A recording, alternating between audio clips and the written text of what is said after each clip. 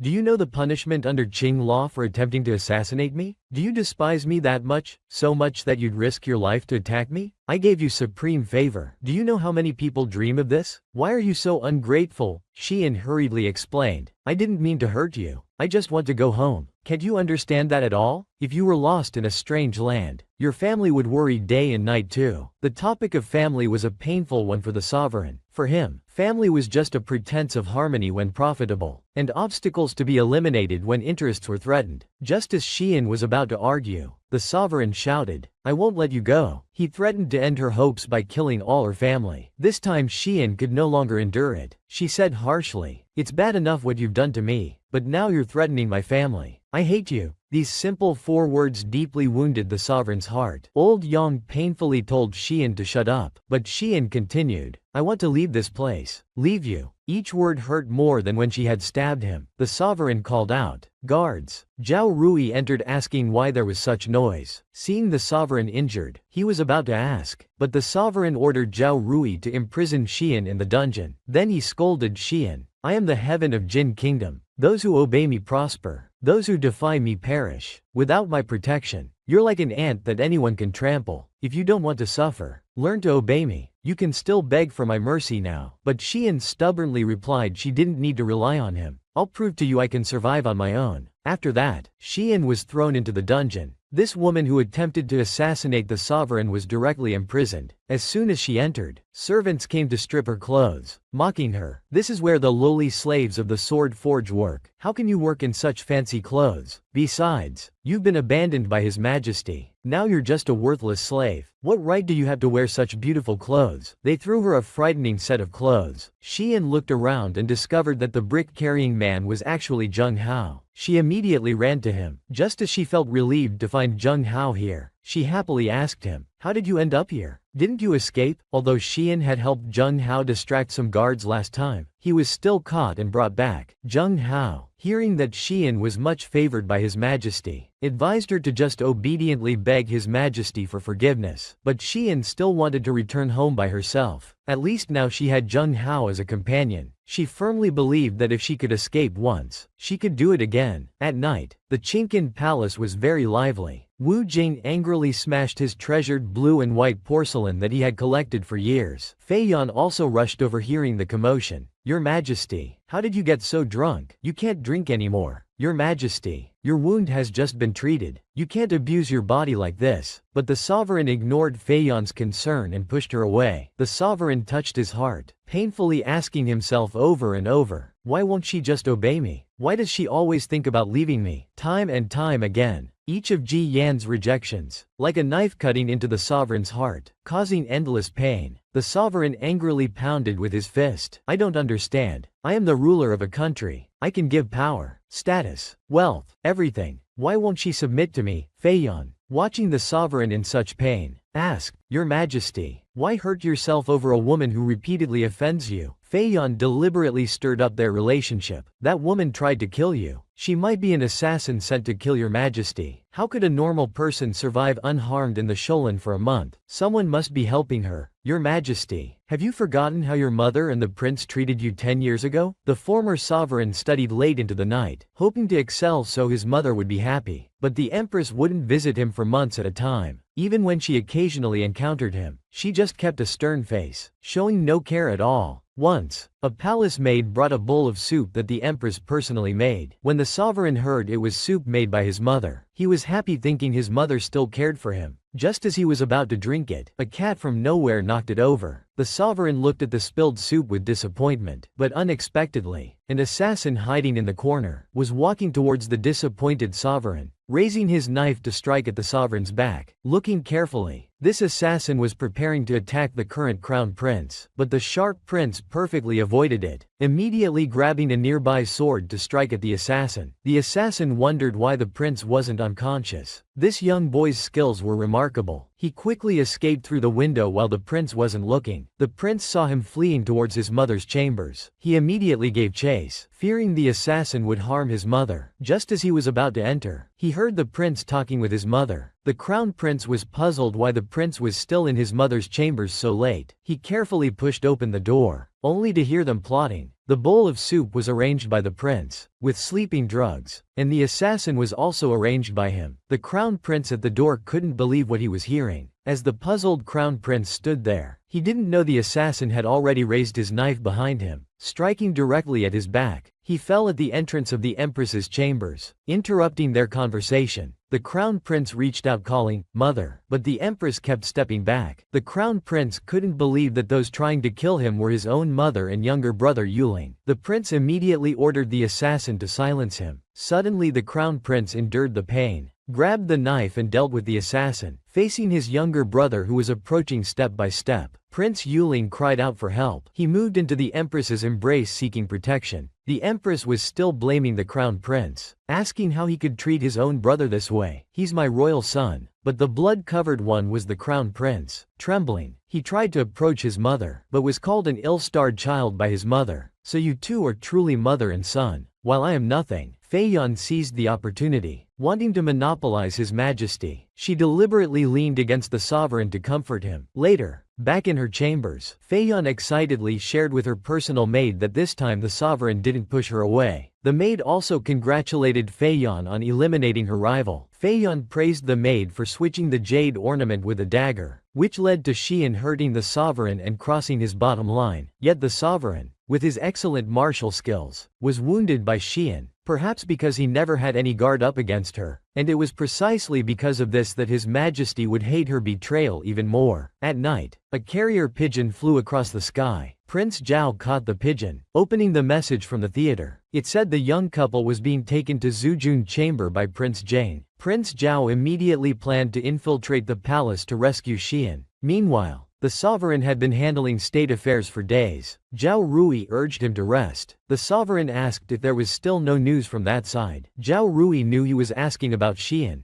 About the Western beauty? Not yet, Your Majesty. Shall I send some singing girls to entertain you? The sovereign didn't want any singing girls. He just wanted to be alone. He walked alone to Xian's chambers, thinking, why haven't you come to beg me yet? If it were anyone else, they would have come begging by now. Why don't you understand? The sovereign stroked Xian's clothes, smelling the faint scent on her clothes. In his heart, he still hoped Xian would come to rely on him. These people actually wanted to throw them all into the furnace. The guards were trying to capture and take them all away. They even wanted to gouge out Xian's eyes. Hearing this, everyone knew these were Feiyan's people. Everyone inside started making a commotion. General Meng heard the noise and came to ask what the commotion was about, and why no one was working outside. The guard quickly explained, "General, these are old slaves from the sword forge. They're injured and dying. We heard that Chu Kingdom successfully forged iron swords using living people." So, he was lying. Xian immediately shouted that everyone was recovering. He just wanted to use living people for forging. The iron swords weren't successful because the wood fuel couldn't maintain stable temperatures for iron smelting. The coal from the recent landslide could provide higher temperatures for iron forging. But the guard immediately covered Xian's mouth, saying how could a sword slave know about forging? Xian, not wanting everyone to die here, pulled away from the guard's hand, saying she would demonstrate. Taking up the sword, Xian's small frame could barely lift it. Someone ran over. They helped Xian hold the sword to heat it red hot. The forging was done and the product was complete. It was immediately given to General Meng to inspect. It was indeed an iron sword. The guard still questioned its authenticity. General Meng pointed the sword at the guard. "Fake? Are you questioning me?" The guard quickly knelt down. His Majesty never allowed using living people for forging. You acted on your own. Are you defying Jin Kingdom's laws? He ordered the guard to be taken away for execution, then turned to ask Xian how she knew sword forging. Xian replied, "In my world, this is a common thing." Hearing, "Your world?" General Meng asked if she was truly the moon goddess from the prophecy. The commoners behind said, "The moon goddess. When I was young, my grandmother told me about her. She's our Qing Kingdom's guardian goddess. Legend says the moon goddess was blessed with golden children, came from another world, descended from heaven to protect us." They all gathered around Xian saying she was the moon goddess, thanking her for saving everyone. Xian quickly explained she was just an ordinary person, just from a different era. They had it wrong, but General Meng thought about how Xian not only possessed wisdom but could also gain so many people's support and love in such a short time. General Meng suddenly knelt down, asking Xian to protect Qing Kingdom. The surrounding commoners also knelt down, begging Xian to protect them and Qing Kingdom, known as the foremost of the 5 sacred mountains, closest to the divine realm, where the Son of Heaven performs sacrifices to pray for peace throughout the land. Legend says the moon goddess would descend to earth, mastering strange arts and bringing new civilizations fire, like a dawn illuminating this land. News from Zhujun chamber reached the sovereign. The sovereign's heart jumped, thinking something had happened to Xian. He quickly asked General Meng, "Did something happen to Xian? What's wrong?" General Meng was startled and quickly explained that Lady Shi had healed the slave laborers and even forged iron swords. Now everyone was saying she was the moon goddess. The sovereign sighed in relief, as long as she was safe. Then Zhao Rui said, "Your Majesty, Lady Shi is indeed extraordinary. It would be a shame if anything happened to her while left unattended." The sovereign was surprised that Xian had truly managed to survive on her own, and even forged iron swords. Could she really be the moon goddess? The sovereign ordered Zhao Rui to prepare his horse and announce to the world the sovereign would personally welcome the goddess. The sovereign finally had a way to save face. He hurriedly arrived at Zhujian. Quickly, "Where is Xian?" a slave laborer said. "Your Majesty is looking for the goddess? The goddess is just ahead. In just a few days." The sovereign had missed Xian terribly. Eager to see Xian, he spurred his horse forward. This time, the sovereign wouldn't let go. These two were working hard carrying bricks, suddenly seeing the sovereign appear behind them. Startled, they dropped their bricks, wondering why he would come here. Remembering what the palace maid had said, thinking the sovereign had come to kill her, she prepared to run, but was lifted directly onto the horse by the sovereign. Xian struggled, fearing death was imminent. The sovereign held Xian's hand tightly, telling her not to move and be careful not to fall, holding Xian tight in his embrace, saying, "Finally caught you. I'll never let you go again." Xian asked if he hadn't come to kill her. How could the sovereign possibly kill Xian? He couldn't bear to hurt her, just waiting for Xian to accept him. Meanwhile, Fei Yan also received the news. She was furious. The maid told Fei Yan that everyone now called her the moon goddess. Even His Majesty showed her great respect and announced he would personally welcome her. Fei Yan's face changed, angrily questioning the maid if she was being fooled. No woman had ever received such high honors, saying Xian must have bewitched His Majesty. Before she finished, a man in black delivered a letter about the young couple. Fei Yan read the letter and immediately ordered the messenger to enter. It was Prince Zhao's man, wanting to conspire with Fei Yan to eliminate Xian, saying their interests aligned. The person Fei Yan wanted to eliminate was exactly who Prince Zhao was looking for. Thus they reached an agreement. The man directly threw Xian into the water. An angry Xian asked what she had done wrong, to be thrown into hot water like a dumpling. The sovereign embraced Xian, explaining this was the royal hot spring. Its water's best for relieving days of fatigue. Xian widened her eyes, unable to believe the sovereign was caring for her. The sovereign teased Xian, "With your figure, how could you be like a dumpling?" You're more like a noodle. Dumplings are much fuller than you. Sorry for being like a noodle then. Xian pushed the sovereign's face. He felt her hands were no longer as delicate as before. He took her hand to look. It was covered in wounds. Xian said physical labor always causes some injuries. Without another word, the sovereign took Xian's hand and began gently blowing on her wounds, making Xian blush. It tickles. Prince, that's enough. Xian tried to push him away. Why are you so stubborn? What should I do with you? I really want to lock you up. He then pounced on Xian. The sovereign wanted to clip her wings, yet feared hurting her, whispering in Xian's ear, lock you where only I can see you, make you look only at me, think only of me, make your world contain only me. The sovereign lifted Xian's chin. Tell me, what must I do for you to stay by my side? Blushing, Xian asked if this was a confession. The sovereign didn't understand. Confession. Xian explained it meant, I like you. I love you. The sovereign exclaimed. You like me? Xian quickly replied. Don't twist my words. I was just explaining what a confession is. Suddenly the sovereign moved closer to Xian, passionately telling Xian, I like you. I love you. Now will you agree to be my woman? Startled, Xian kept backing away. Suddenly her foot slipped. The sovereign quickly tried to grab her, but ended up tearing her clothes. Xian's eyes widened in embarrassment. She quickly ran to change clothes. This woman got lost in the forest, standing helplessly by a tree, thinking of the sovereign's confession but unable to respond to these feelings. The future emperor would eventually have thousands of beauties in his harem. Xian felt a king's love could rarely be pure and lasting. After she returned, the sovereign would gradually forget her. But thinking this, Xian felt a sudden pain in her heart. She had never felt such heartache before. Could she have really fallen for the sovereign? Xian hugged the tree and knocked her head, trying to clear her mind, still not wanting to stay in this black and white world. Meanwhile, Prince Zhao was heading to celebrate and find Xian. As he walked, he heard Xian knocking her head nearby, muttering to herself, wake up, wake up. Prince Zhao's butler quickly advised him. In the middle of the night, tattered clothes, fierce expression, strange behavior. It must be a female ghost. Your Highness, this is inauspicious. Let's go back. Prince Zhao saw the woman's golden eyes and guessed it was Xian. He immediately rushed over to look, dizzy from hitting her head. Xian didn't notice the snake watching her. Someone shouted, Xian,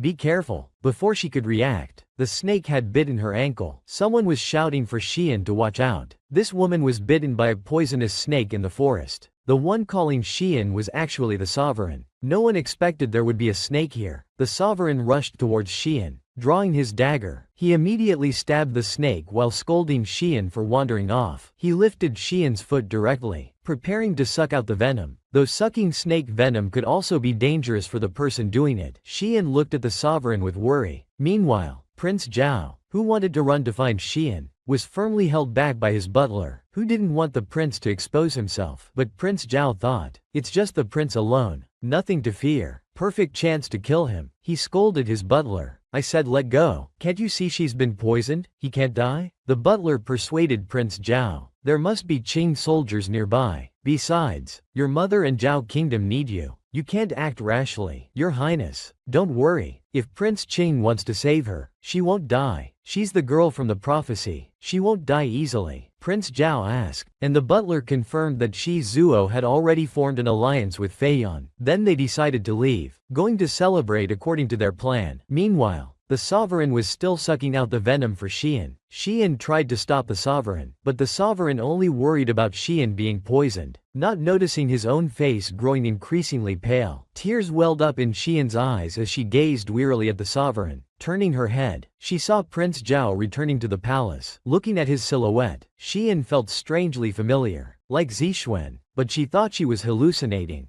This woman didn't know whose arms she was lying in. She opened her eyes hazily, looking carefully. It was actually Prince Qing. Lying in bed in such a position made Xian wonder what had happened. Seeing Xian awake, the sovereign held her in his arms. Xian noticed the scrolls beside them. Realizing the sovereign had been handling state affairs while staying by her side, she asked how long she'd slept and if he'd been there the whole time. The sovereign teased, "Who told you to sleep so restlessly? I couldn't leave even if I wanted to." 2 days ago, the sovereign had called the royal physician to examine Xian. Fortunately, because he had sucked out the venom in time. Her life was saved. She would be fine once her fever broke and she woke up. The sovereign tenderly stroked Xian's face as she mumbled about being cold. She grabbed his hand and held it against her face, muttering that she loved her, warm baby, the most. The sovereign thought she was calling him baby and blushed. The sovereign watched as Xian hugged him tightly, afraid of waking her. He had all the official documents moved into the bedroom, gently covering Xian with the blanket. Holding her in his arms, he said lovingly, "Don't be afraid. Sleep peacefully. I'm here. I'll keep you warm." Xian nuzzled against the sovereign, still thinking he was a heating pad. The sovereign embraced her, thinking, indeed, I've caught myself a wild cat. This man was too tough, drinking medicine as if it were water, shocking Xian. Looking at her own medicine, it seemed like dark cuisine to her. The sovereign finished his and teased Xian. "What, are you afraid to take medicine?" Moving closer to Xian,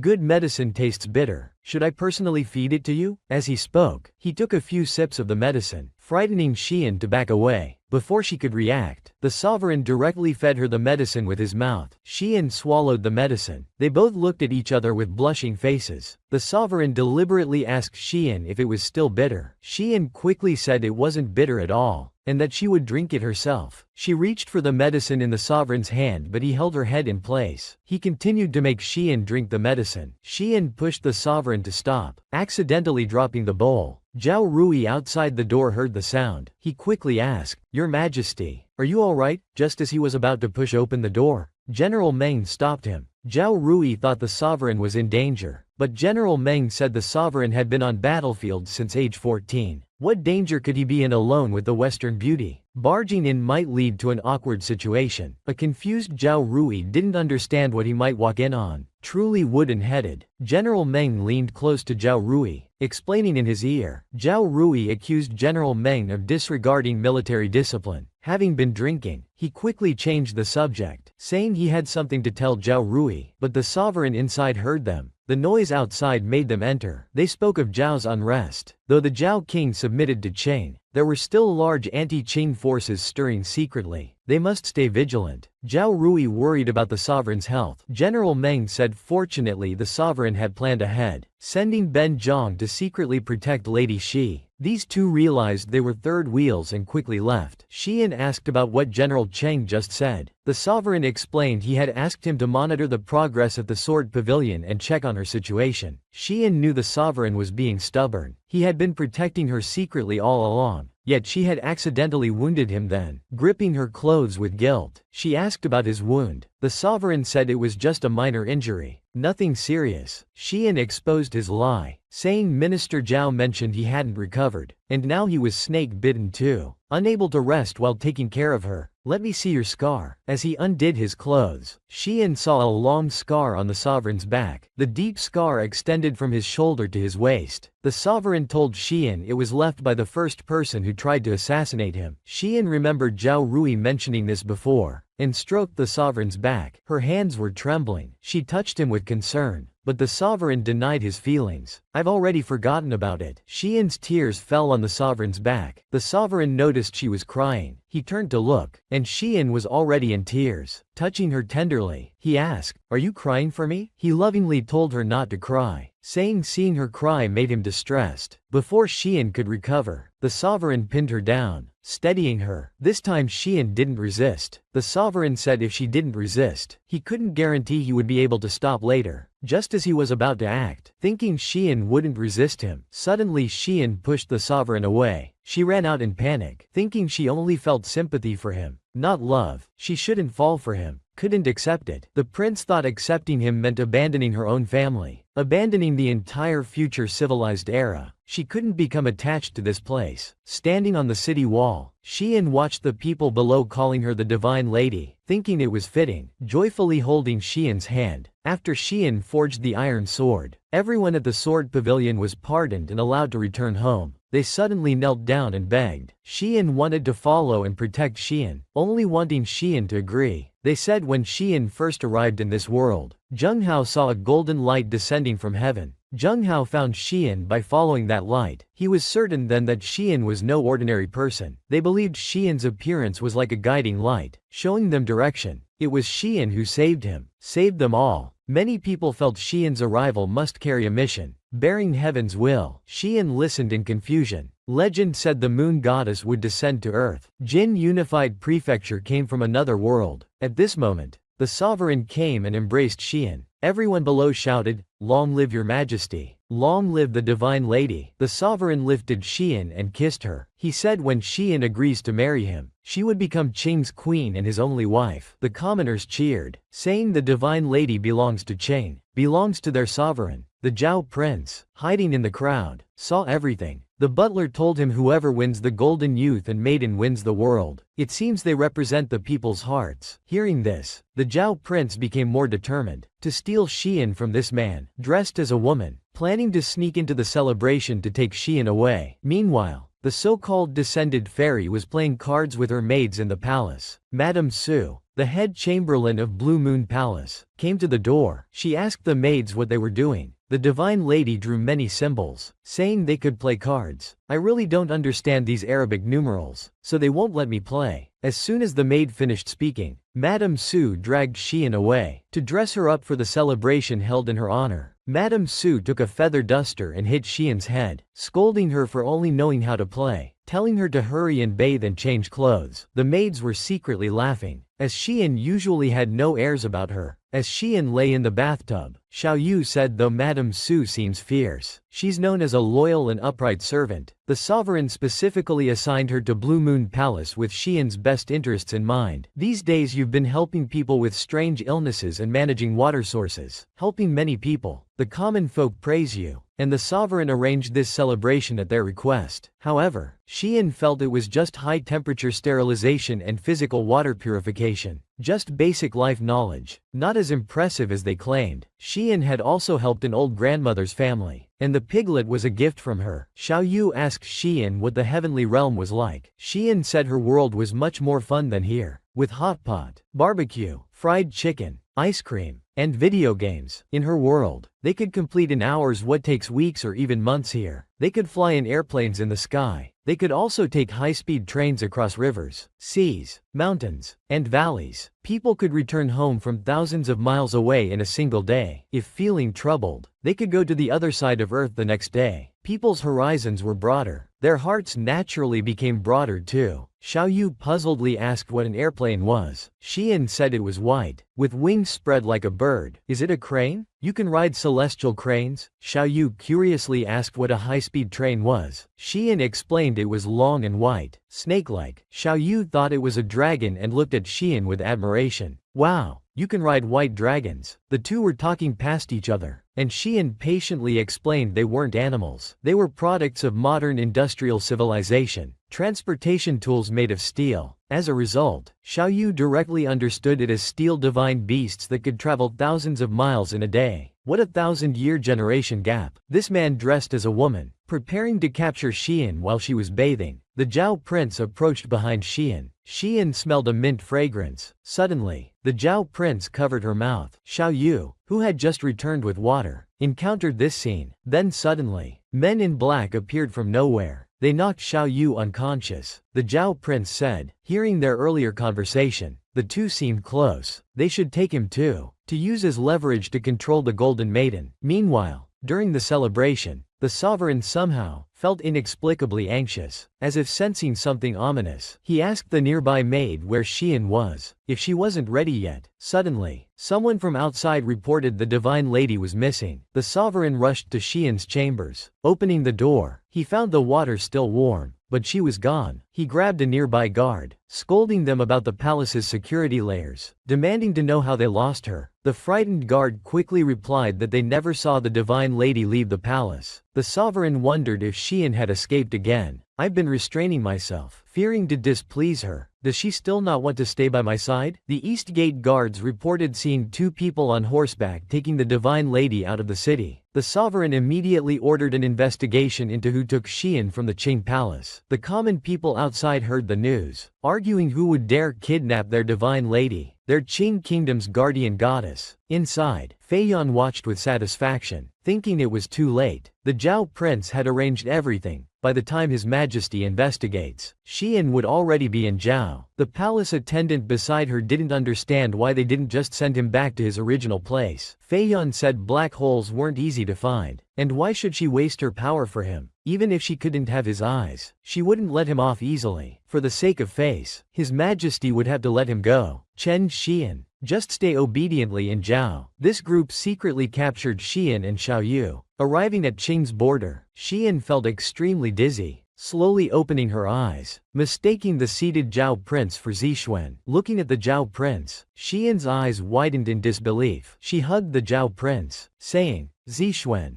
I'm so glad you're safe." The Zhao prince wasn't sure if Xian had mistaken him or was pretending. Xian touched Zixuan's braids, asking why her hair had grown and why she was wearing women's clothes. The Zhao prince decided to play along, as long as he could get the information he wanted. He told Xian it was disguised to infiltrate the Qing palace. Xian didn't notice the difference between the Zhao prince and Zixuan, joking that he looked good dressed as a woman. "So pretty. If other men saw you, hee." The Zhao prince coughed twice, reminding Xian that her clothes were slipping. She quickly covered her chest, backing away at lightning speed, shouting, "Why did you have to take me while I was bathing?" The Zhao prince had no other intentions towards Xian, just coldly turned around, saying there were clothes for her inside, telling her to change and he wouldn't look. Xian felt something was off from his tone, which seemed much more distant. After changing clothes, the Zhao prince asked Xian about staying 3 days and nights in the Jin prince's chambers, mentioning the deployment map of Dragon City's beacon towers that the Qing king kept hidden in his chambers. No one was ever allowed to see it, but she stayed there for 3 days. She must have seen it. Xian recalled that she indeed saw something in the Qing king's chambers. Before Xian could speak, the Zhao prince lifted her chin, saying her expression confirmed she had seen it. He asked about the beacon tower distribution points. Xian dazedly asked Zixuan why she wanted to know this. The Zhao prince noticed Xian and Zixuan must have had a special relationship. To get Xian to reveal the deployment map, he lied about someone willing to pay a high price for this information, enough for them to run away together. Xian firmly refused. This was important national defense intelligence for Qing. Leaking it would lead to war. She urged the Zhao prince, "Zixuan, we don't belong in this world. Let's go back quickly. Don't get involved in this world's affairs." These words made the Zhao prince uncomfortable. "It's just one map. Why are you protecting Qing so much? Have you fallen for the Jing king? Then don't blame me for being rough." He then took some rope and tied up Xian. The woman's hands were bound by the man, who violently whipped her back, demanding to know the location of the beacon tower deployment points. Gripping Xian's face, he said if she didn't want to suffer physically, she should just confess. "My patience is limited." Tears streaming down her face, Xian asked, "You're not Zixuan. Who are you really?" The Zhao prince ignored everything and said harshly, "Still not going to talk? This specially made Zhao whip will tear your flesh open. With your delicate body, you won't last many lashes." Xian showed no intention of telling him, stubbornly shouting, "I don't know," because Xian knew if she spoke, Qin would be vulnerable to surprise attacks, and its people would suffer. She absolutely couldn't tell. The Zhao prince was equally determined, continuing to whip Xian violently. The whip dripped with Xian's blood until she hurt so much she fainted and lay on the ground. The Zhao prince thought to himself, "This interrogation whip causes pain several times worse than normal whips." She fainted but still wouldn't talk. This girl seems fragile, but inside she's as tough as any man. Xian, tears flowing, whispered, "You're not Zixuan."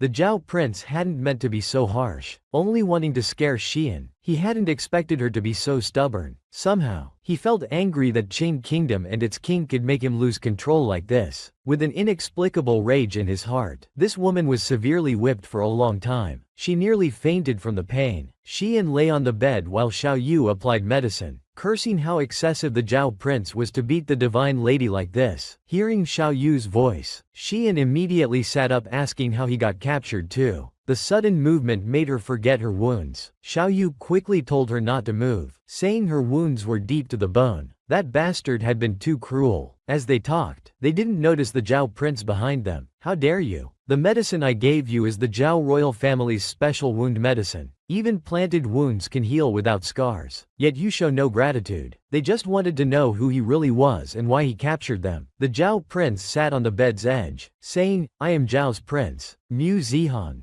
My mother received a prophecy that Zhao would become powerful by capturing the golden youth and maiden. And the golden maiden turned out to be the moon goddess. The prophecy wasn't wrong. Now the Qing king must be going mad trying to find you. It's amusing to think of that powerful king being so helpless. Xian thought about how he must be worried sick about her sudden disappearance. Would he again be unable to sleep or rest? His body had just recovered, and he'd been busy preparing the celebration. He hadn't rested properly. Was he all right now? The Zhao prince lifted Xian's chin. When we reach Zhao, you'll change your name and pose as my consort. Locked in my prince's mansion. No one will find you then. We'll have plenty of time to get to know each other. You'll eventually learn to favor me and Zhao. Xiao Yu angrily shouted at the Zhao prince. Don't be disrespectful to the divine lady. Let her go. The Zhao prince grabbed Xiao Yu's throat. Shut up. How dare you speak to me like that? Xian tried to stop him, but the wounds on her back throbbed with pain. The man viciously gripped Xiao Yu's throat, focused only on learning about the deployment map. He threatened Xian, saying past the boundary marker was Zhao territory, where even the Qing king couldn't save her. Xian trembled as the Zhao prince continued, saying resistance would only bring more pain, and she should confess and submit to him. He would give her everything she wanted. Just like in Qing, Xian firmly told him she had never seen any deployment map and didn't know anything, demanding he release Xiao Yu. The Zhao prince looked at Xian, thinking why her eyes always gave him a familiar feeling, even causing a ridiculous sense of guilt. When he saw her poisoned in Qing, it almost made him lose control. The moon goddess represented the bright star. Perhaps this was the goddess's power, bewitching people's hearts. No, he had to stay calm and not be enchanted by this girl. The Zhao prince released Xiao Yu, threatening to feed them to wild beasts. He gave Xian 1 day to consider. Either remember the deployment map or become beast food. Meanwhile, in the Qing palace, the king suddenly awoke. Zhao Rui came to inquire. Your Majesty, you haven't returned to your chambers to rest for 2 days. Your concubines keep waking from nightmares. Your body won't endure this. The king had dreamed Xian was injured. She was bleeding, and he couldn't find her. The king couldn't sleep. In the palace, Xian's scent still lingered, as did the warmth of holding her while sleeping. Only by Xian's side did the king feel unprecedented ease and comfort. Clenching his fists, he kept thinking over and over, where are you? Where are you really? Finally, they found Xian's whereabouts. The report came. The divine lady had been taken in the direction of Yan City. The king immediately knew it was Zhao's doing. Zhao Rui also informed the king about the secret report from the city. Prince Mu Zihan of Zhao and his group had disappeared. After questioning the East Gate guards, they learned that though the kidnapper wore women's clothes, the description matched the Zhao prince. If they were heading to Yan City, it must be Prince Mu Zihan. Yan City is one of his maternal family's strongholds. I only spared his life in Qing to prevent Zhao from becoming too powerful. How dare he take Xian from me? I would be less than human if I don't kill him. Since he secretly kidnapped Xian, he won't take the main road but choose the treacherous shortcut to Salt City to quickly return home. We probably can't catch up now. After speaking, the king violently struck the table. He thought about how far Xian was from him now, wondering if she was safe. Suddenly, a guard reported that many citizens had gathered at the city gate, refusing to leave without finding the divine lady. The king went to check immediately. Below the city wall, people were calling for the divine lady, asking where she went. Having heard Zhao took her, they protested that she was Jin's guardian deity and couldn't be given to Zhao. They demanded her return.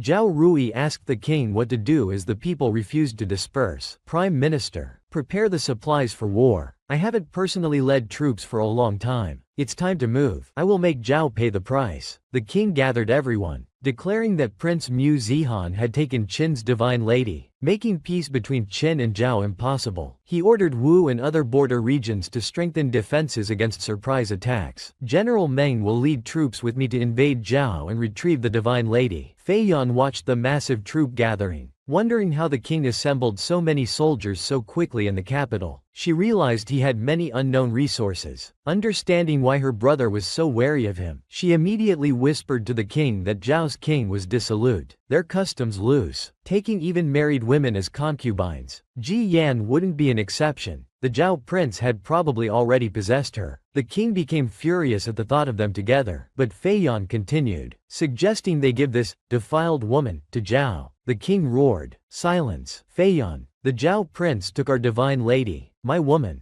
during Qing's national celebration. You call this a small matter? Fei Yan trembled. But Zhao is our ally. Your personal campaign is essentially declaring war. A nearby soldier reported, "My mother was saved by the Divine Lady's grace. I would gladly die to bring her back." One by one, soldiers spoke of receiving Xian's kindness. All vowed to retrieve the Divine Lady. The king declared, "Regardless of who Xian is or where she's from, I need her. Qing needs her. She is our people's Divine Lady and my future only wife." He shouted, "March 4th, retrieve the Divine Lady." All of Qing's citizens shouted to retrieve their Divine Lady, declaring Qing would triumph. Fei Yan collapsed in shock, thinking everyone had gone mad for that woman. She was just an ordinary girl she had captured. Where had things gone wrong? Zhao Rui interrupted Fei Yan, saying as Qing's priestess, she should pray for the king's victorious return. Below the city wall, people continued calling for their guardian Divine Lady's return. Xian endured her pain, determined to protect Qing's people by keeping the deployment map secret. The conflict over the Divine Lady was about to engulf the continent. Two men rode horses galloping toward Zhao territory. In the carriage, Xiao Yu gripped Xian's shoulders saying, "Divine Lady, you must never submit to that Zhao prince. You are our Qing's Divine Lady. I don't care what happens to me." Xian scolded Xiao Yu for such foolish talk. "I won't let Qing's people suffer disaster. Nor will I abandon you. I have a plan. We'll escape together." Looking outside, Xian planned to escape through the carriage window. The mountain path was narrow and steep, with high slopes outside the carriage. At this speed, falling would mean certain death. It seemed impossible and too dangerous. Xian ignored Xiao Yu's warnings about the danger and wrapped the curtain around her hand. She asked Xiao Yu to help. The carriage began to shake. The Zhao prince immediately stopped to ask what happened. He turned to look. Xian and Xiao Yu were sliding down the grass slope like skiers. The Zhao prince immediately ordered pursuit but didn't know how. There was no path on the steep mountainside. They seemed to fly down the valley. Xiao Yu held Xian tightly, screaming, "Oh my, Divine Lady, so this is how you planned to use the loose floorboard. This is too thrilling." Xian calmly told Xiao Yu to hold on tight. They were nearly at the foot of the mountain. Both reached the forest. Panting heavily, they saw a boundary stone marked, Qing. Xiao Yu excitedly said they'd be back in Qing territory once they crossed it. But Xian's wounds reopened. She endured the pain and kept walking. She thought about protecting Xiao Yu and getting her back to Qing. Suddenly, a shadow flashed behind Xian and grabbed her. It was the Zhao prince, saying, "Finally caught you. Where will you run now?" Xiao Yu was also captured. The Zhao prince lifted Xian's chin, saying, "Worry about yourself first. What magic did you use to escape? How did you fly across the grass without inner power?" Xian pretended not to understand. The prince thought if he hadn't known the shortcut, she might have escaped. Despite her fragile, injured body, with wrists he could snap with one squeeze, she had managed to escape from under his nose. "I underestimated you," he said, pulling her tightly against him. "I just received news that the Jin King is personally leading troops. He's willing to invade Zhao for you. Your value cannot be underestimated." Xian was stunned. She hadn't expected the Jin King to personally lead the army, starting a war for her sake. She weakly pleaded with the prince, "Please let us go. You don't want the Qing King attacking Zhao either. Many will die in war." But the prince replied, "That arrogant Qing King, we were bound to fight eventually. This time, I'll ensure he never returns." Beyond the prophecy, the prince felt a strong possessiveness toward Xian, a feeling both strange and familiar. He was determined not to let the Qing King have her. Xian saw deep hatred in the prince's eyes, not understanding why he despised the Qing King so much. Suddenly, a group of bandits appeared, brazenly shouting, "What fine young master and ladies do we have here? Leave your money and women, and we'll let you go." They surrounded the Zhao prince, trying to rob them. The guards scolded, "How dare you? This is Prince Mu Zihan of Zhao." The bandits scoffed, "The Zhao prince is dead. The queen mother herself held his funeral. Do you take us for fools?" The prince recognized their Tian City accent. "Tian City fell to Qing, forcing you to become bandits. I faked my death to infiltrate Qing, waiting for the day to wash away Zhao's shame. Now the Qing King pursues me, yet you block my path. Have you forgotten the humiliation of our homeland, Biduo?" The bandits listened, thinking it made sense. They had heard others call him prince, and his noble bearing was evident. They wondered if he truly was their prince. They challenge. "Words alone aren't proof. How can we believe you? Give us the woman in your arms first. We need money and women. Reward us, and we'll follow you." The guards and Xiao Yu protested in unison. "No, We can't let these savages defile the divine lady. The prince held Xian close, whispering, "Hide well. Rest your head against my chest." He thought to himself, "No one but me has the right to touch her." The Zhao prince showed Xian's wounds to the bandits, saying, "She's my prisoner from Jin. I haven't yet extracted intelligence from her. Her body and face are bruised from torture. Want to see her face too?" The bandits heard this. They quickly refused. The Zhao prince smirked. He offered to give Xiao Yu to the bandits. Xian shouted, "What nonsense are you talking about?" Before Xian could finish, the prince covered her mouth. He deliberately asked Xiao Yu, "Tell me, are you willing?" He whispered to Xiao Yu, "This is the only way to save your master. Think carefully." Xiao Yu looked at Xian. Their eyes met, but there was no other choice. Xiao Yu thought, "Divine lady, I'm useless. As your servant, I still need your protection. I'm even becoming a burden. Though I'm weak and don't have your abilities, I want to protect you. Divine lady." She knelt and thanked the Zhao prince for his grace. Tears welled in her eyes. Xiao Yu just wanted to protect Xian with her own strength. Xian was also in tears, feeling helpless. The bandits gloated, laughing, "Truly our prince. We'll take this woman. Don't worry, we'll handle the Qing king. These 2 horses are our gift to you." The Zhao prince immediately pulled Xian onto the horse. Xian looked at Xiao Yu reluctantly. Xiao Yu was helpless as she was surrounded and violated by the bandits. She recalled her childhood, being sold countless times since her earliest memories, treated like merchandise, never allowed to have her own thoughts, until she met Xian. With Xian, Xiao Yu wasn't just a servant, she was a friend who could have her own thoughts. What a beautiful place heaven must be, for you to see freedom and equality as natural. Divine lady, please don't be sad. This time, I can finally be myself. I can protect those I want to protect. Xian, pulled onto the horse by the Zhao prince, struggled to be untied, saying she couldn't leave Xiao Yu. The prince shouted impatiently, "Stop struggling while bound. Your wounds will open. She's just a servant. No need to die for her." Xian yelled back, "Servants are human too. They have parents who bore them. How dare you look down on her sacrifice for our escape?" The Zhao prince shouted loudly, "Enough. It was her own choice. I didn't force her." Xian glared at him in defiance. "That's what makes you most cruel, using people's kindness for your own ends." The prince was speechless, thinking, "I see contempt in this girl's eyes. Normal girls don't even dare look at me. Where does her confidence come from?" He grabbed Xian's wounded back. He said harshly, "Very well, Golden Maiden. We're almost at Salt City. I hope you're as legendary as they say. Don't disappoint me." Xian,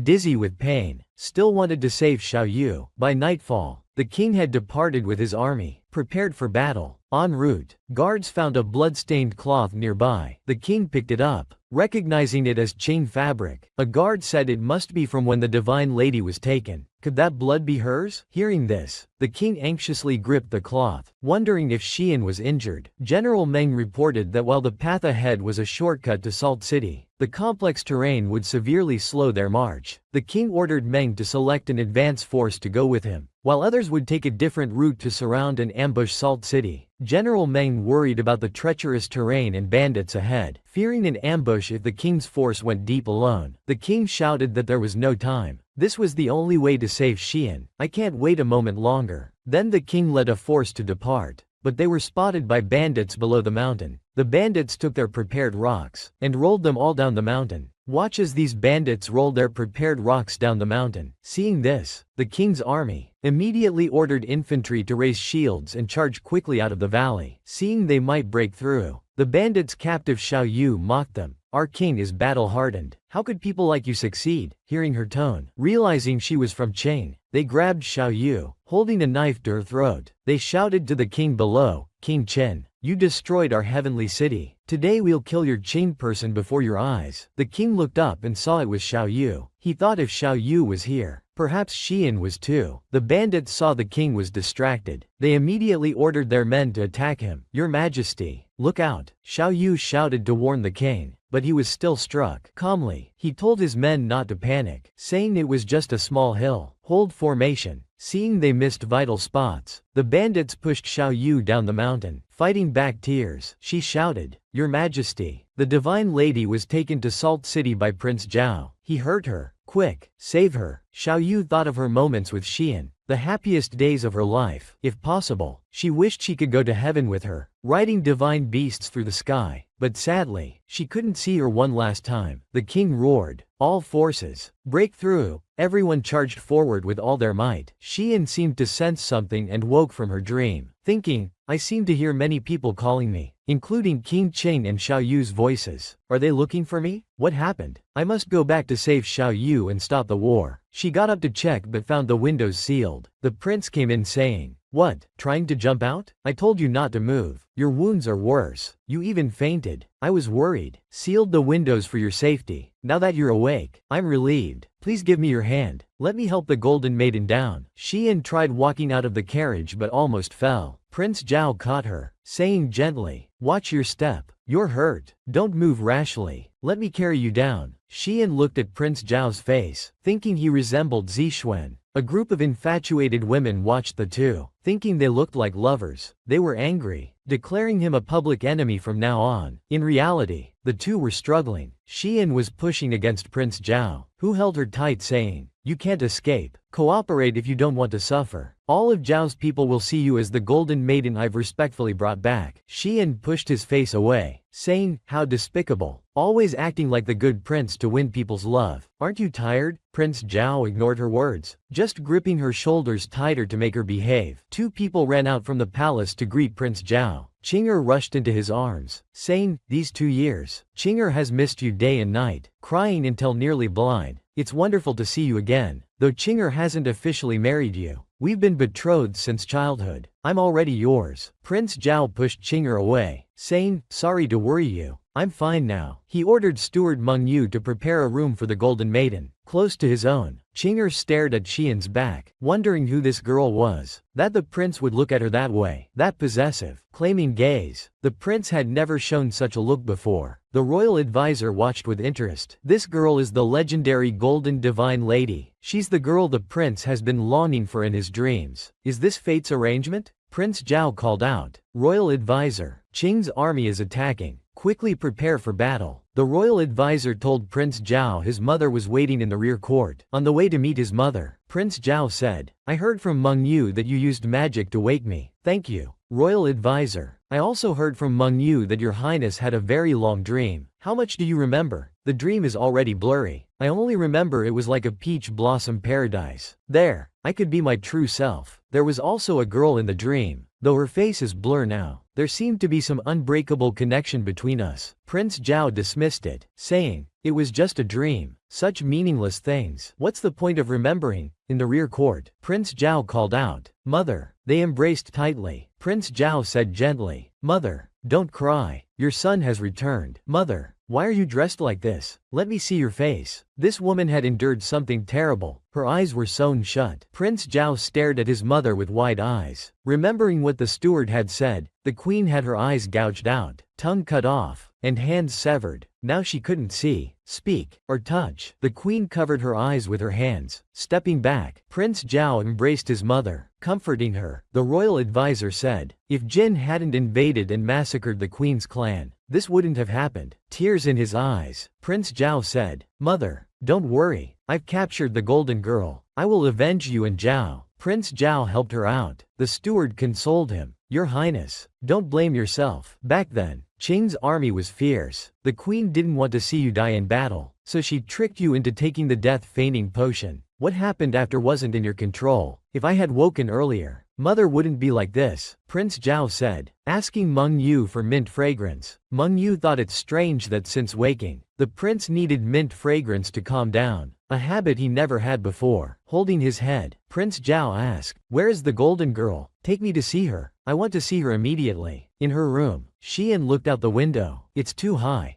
Guards at the door. Sheer tower walls outside. This is basically a cliff prison. What should I do? I need to find a way out and save Xiao Yu." There was a sound at the door. Xian quickly pretended to sit properly. Prince Zhao entered. Seeing she was still there, he felt relieved. Xian looked at Prince Zhao, noticing he suddenly seemed very haggard. Prince Zhao suddenly grabbed Xian's hand. He held her tightly. Xian's eyes widened, thinking, that mint scent again. Just like Zixuan's. Could he be related to Zixuan? She pushed against Prince Zhao. "Wait, let go. What are you doing?" Prince Zhao, looking weary, whispered, "Don't move. Just let me hold you for a moment." Xian thought he was seeking comfort. "Are you in the wrong room? I'm not your fiancé." Prince Zhao's eyes widened. He suddenly pushed Xian away. "What came over me?" I embraced her unconsciously, and holding her felt unprecedentedly comforting. Is this the divine lady's power to bewitch people? After these thoughts, Prince Zhao suddenly gave a cold laugh. He threw Xian onto the bed, saying, "Let's see how else you can seduce me," forcefully tearing at her clothes. This man was trying to force himself on her. Xian cried out, "No." Meanwhile, the king had escaped the ambush. General Meng called from behind, "Your Majesty, please rest. We must remove the arrow from your shoulder." The king didn't respond. Seeing this, the general rushed forward. "Your Majesty, stop. We must treat your wound immediately." Just as the general reached the king's side, the king collapsed onto him. General Meng looked at the king's bloody back. It wasn't just a minor wound as it appeared. He would die from blood loss if this continued. The king said weakly, "The sword can't be removed. It hit a major blood vessel. Once pulled out, the bleeding won't stop." He thought he had to hold on. Who knows what else might happen if this drags on. "Xian, please be safe." Meanwhile, Prince Zhao was doing unspeakable things to Xian. Xian struggled, tears in her eyes. "Please don't force me with Zixuan's face. Don't make me hate this face forever." Prince Zhao caressed Xian's face, thinking he should just take her here. Why was he hesitating? Why did her tears make his chest tighten? He even feared losing her again.